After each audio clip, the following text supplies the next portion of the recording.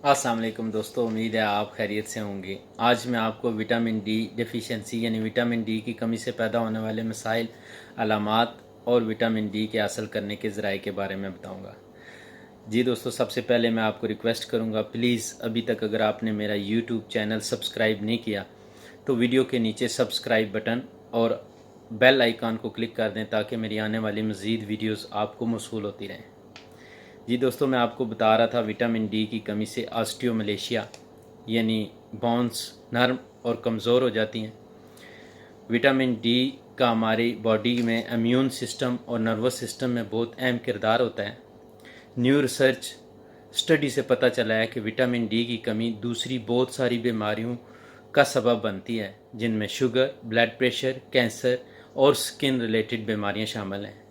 Vitamin D की कमी की अलामात ये हैं: एकिंग मसल्स में पेन होता है, painful bones, fatigue, sluggish, mood off without any reason, excessive body weight, obesity, मोटापा बहुत ज़्यादा हो जाता है, और हेयर लॉस, बालों का गिरना शामिल है।